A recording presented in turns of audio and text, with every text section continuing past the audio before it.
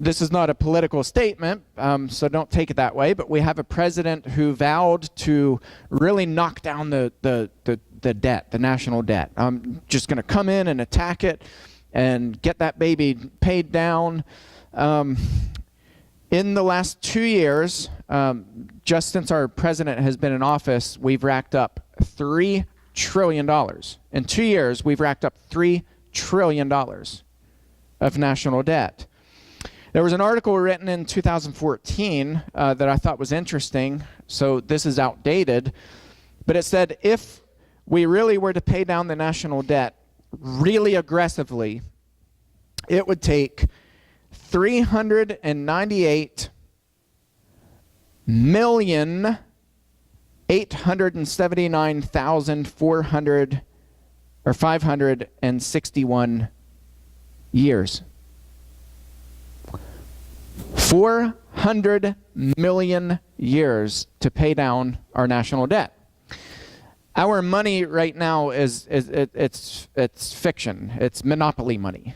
We actually we have a U.S. Treasury that just creates money. Money is kind of a fluid, superficial figure because we've racked up so much debt. We are in the habit of racking up debt. So as a nation, from the very top, we rack up debt over and over and over and over again, and eventually that system is going to crumble. It can't be sustained. When you rack up debt and just keep racking up more and more debt, you can only print so much money until eventually there's a major collapse. So not to depress people, but eventually just it's going to happen. Okay, so it's kind of like a ticking time bomb. The issue is a matter of when is it going to happen. Nobody knows that. Nobody can predict it. Nobody really knows.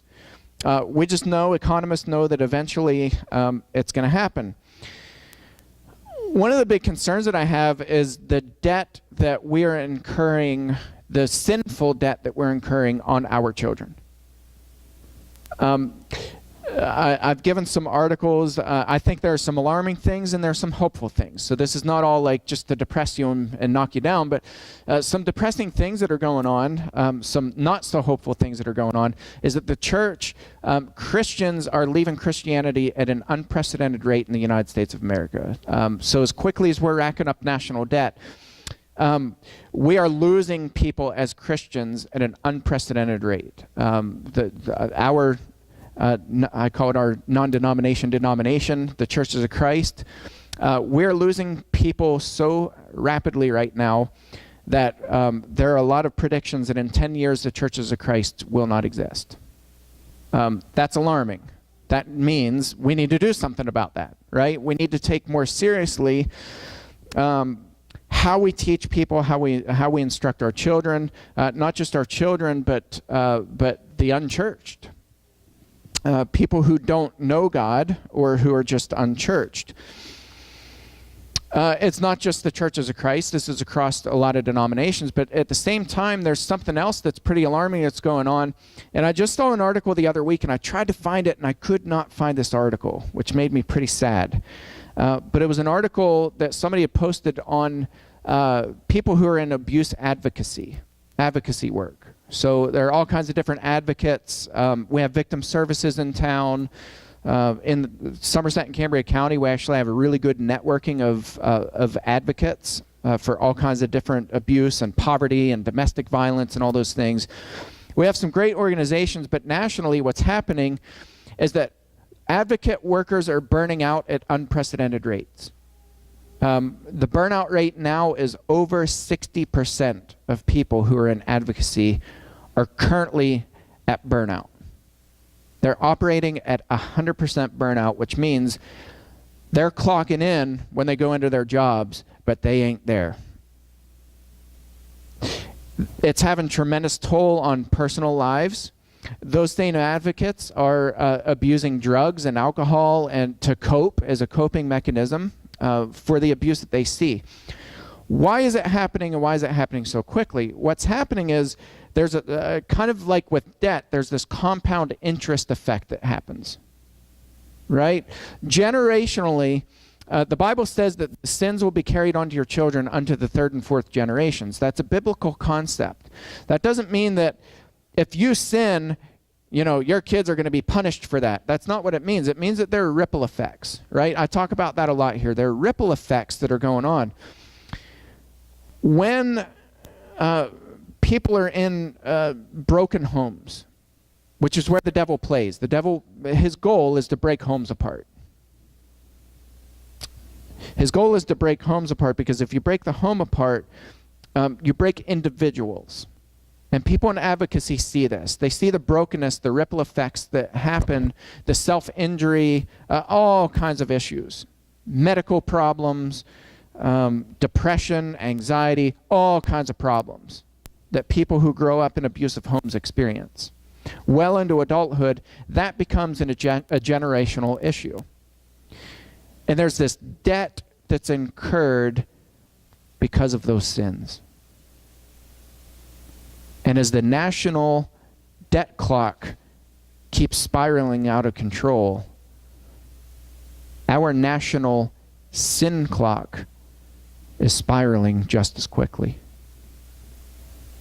And it's at the point now where if we begin paying back and correcting these wrongs, these sins, the debt that's been incurred on innocents from abusive people, it would take years and years and years and generations to correct it. Now that's the depressing news. The good news is that it can be done, and it's been done. Historically, it's been done, and the hope is in Jesus Christ and Jesus Christ alone. There is no other system for salvation, for healing, for anything else. There's no other system that works like the hope that we have in Jesus Christ. That's the really good news. The other good news is that in the first century, when the church began, there was a really broken, corrupt system. There was a corrupt political system. There was a broken and corrupt and abusive religious system among the Jewish people. There was a really broken system with a lot of really broken people. And we saw this radical shift because people were aggressive and unapologetically aggressive in talking about Jesus Christ. That's the good news. This scripture is really important. It's found in Ephesians chapter 6, and it's only a few verses, but there's so much power packed into this. Children, obey your parents in the Lord. That caveat's important. Because what abusers do is they use this passage and say, see, children you need to submit. You need to submit to authorities, submit to older people no matter what. The Bible doesn't say no matter what, does it? The Bible is crystal clear. Children, obey your parents in the Lord. Incidentally, we teach our children, and we've taught them for a while now, yes, you respect adults, but, right, when adults are doing things that adults shouldn't be doing or making you uncomfortable or doing things that are abusive to you, you can and you should resist that. We teach our children that. It's okay to resist people who are treating you poorly. It's okay to do that. You have our permission, our blessing, and our instruction to do that. Children, obey your parents in the Lord, for this is right. Honor your father and mother. This is the first commandment with the promise, that it may go well with you and that you may live long in the land. This is an interesting promise because a lot of people take the health and wealth approach that, if you become a Christian, then all your troubles just melt away. Has anybody ever seen that happen ever in the history of mankind? Right? No. Jesus tells us, you're always going to have poor among you. There are always going to be oppressed people. There are always going to be people who are broken, hurt, poor, lonely, alienated. You're always going to have them among you. That's a reality of life. But what this passage means is that we can create a world where people care for each other. We can create a world where when people are poor, they're taken care of, they're fed. When people are sick, there are people who visit them, who check up on them. When people are lonely, there are people who visit them and encourage them. And see, that's what Christianity was and should still be about. About loving your neighbor, about caring for the broken, the destitute. James says, pure and undefiled religion before the Lord is this: to care for the orphan and the widow in their distress, and to keep oneself unstained from the world. Any other religion is a false religion. Let me say that again. Any other religion is a false religion. If we're not caring for the orphan and the widow, the people who are living in distress, if we're not caring for them and nurturing them and keeping their oppressors at bay, if we're not doing that for people, we're living on a false religion. We have built a false religion. So it goes well with people, and peace increases when we help keep oppressive people at bay, when we feed the poor, when we liberate the oppressed, when we liberate people who are living in captivity. We create a world where it goes well with people. Is that right? Like, anybody who's ever experienced really horrible times in their lives, when did you feel hope? When others reached into your life and cared for you. That's a reality. And what's happening in the advocacy world, and why the burnout rate is so bad, is that all this burden, or most of this burden, has been placed on professional advocates. Because the community isn't doing what the community ought to be doing: caring for one another. I have friends who are in advocacy groups, organizations in Somerset and Cambria County, and I see the burnout on them. It's through the roof.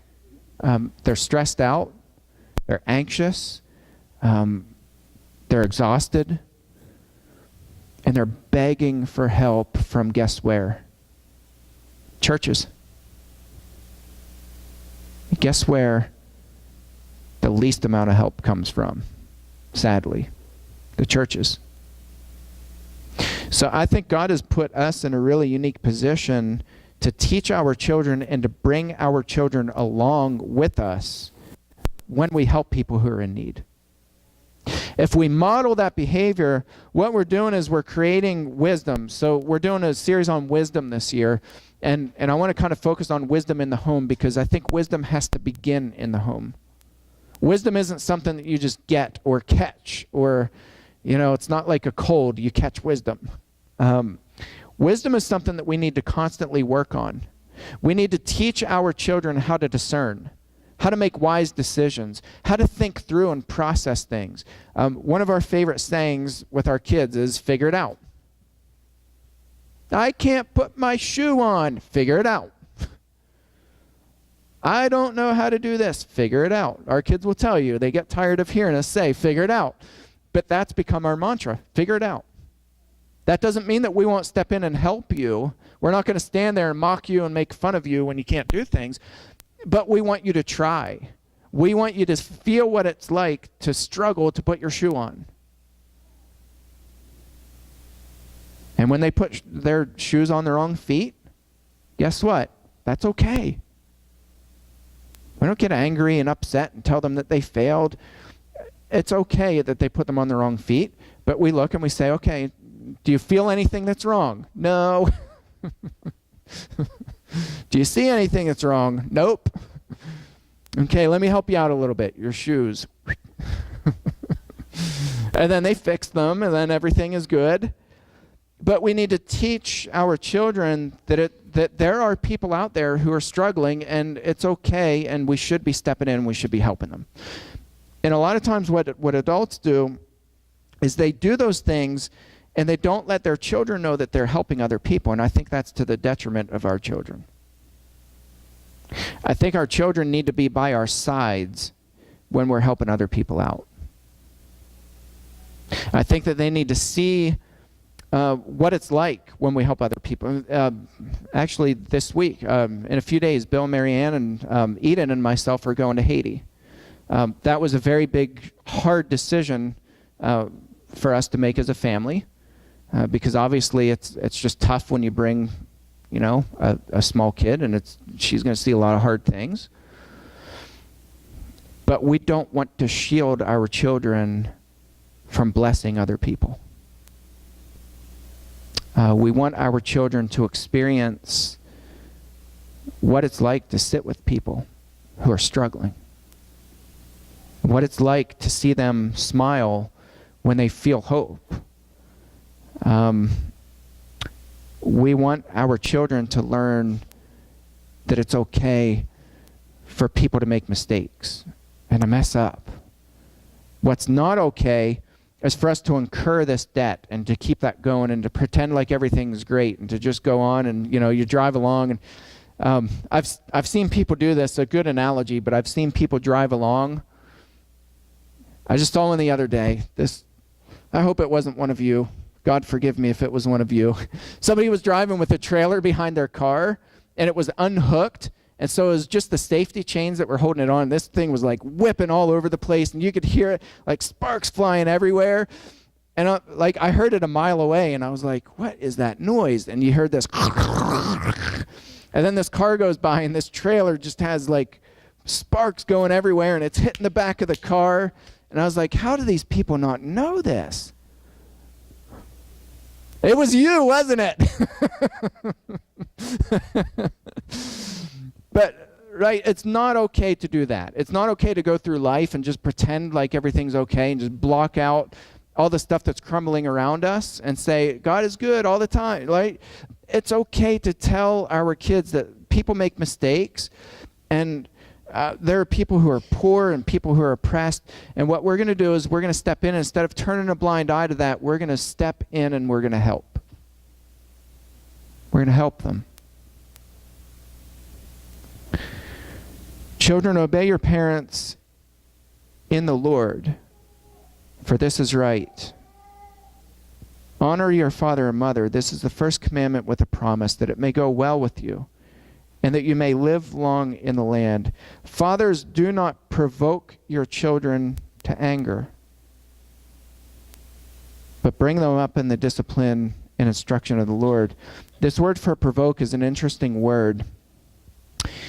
It's a combination of two different words, and the first word is to come alongside of somebody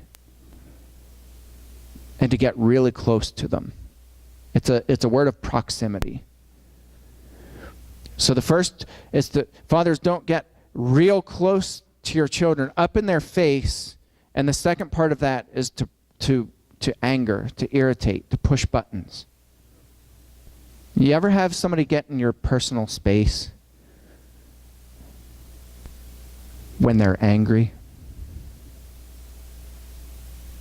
If there's ever anything that will shut us down, that will make every hair on our body stand up, that will make us feel inadequate, that will make us feel awful, that will make us feel insecure, that will make us feel rotten, that will make us want to shut down and crawl in a hole for the rest of our lives, it's when somebody comes into our personal space and violates that and pushes our buttons when they're angry and they're shouting at us. That's the word that Paul uses here. Fathers, do not provoke your children to anger. Why? What happens when that happens? Talk to any advocate in any advocacy organization, and the burned out people will tell you what the effects of this kind of quote-unquote parenting has on the children. Paul's being very serious here. There's only 4 verses, but man, are these just power-packed verses. Fathers, don't come in, don't get in the space of your children, don't yell at them, don't curse at them, don't provoke them to anger, but bring them up in the discipline and instruction of the Lord. Teach them that we need to help reduce the sin debt by blessing people. we can and we should flip this sin debt around that we're living in. I think there's no reason in the world right now why Christianity is in free fall. We are to blame. We Christians are to blame. And the very hopeful part of this is that we can and should be teaching our children, instructing our children, our grandchildren. We should have them by our sides, and we should be blessing people every single day. We should be going in and sitting with people who are hurting and broken and lonely and sick with our children by our side. Allow your children to pray for and over people who are sick and hurting and broken and lonely. Allow your grandchildren to do it. Bless them. Write them letters. Encourage them. I'm talking your children. Write them letters. Tell them that you're proud of them. Tell them that they're doing a good job. Tell them that you think they're the most awesome people in the world, and that you watched them and witnessed them minister to somebody and it made you proud. Let your children know that. They have to hear it. I think that within one generation, we could change the tide and swing the pendulum back in the direction where it belongs. I think a lot of people could be freed if we just adhere to these 4 verses. I want to encourage you in that and send you out this week and tell you to set a good example for your kids and just have them by your side. Be that parent. And children, obey your parents in the Lord. If there's anybody this morning who's not yet taken that step to put Christ on a baptism, or if there's anybody who has any prayer needs, we would encourage you to come up, or you can go to the back. Tex will be in the back. You can go talk to him as we all stand and sing together. Let's stand and sing.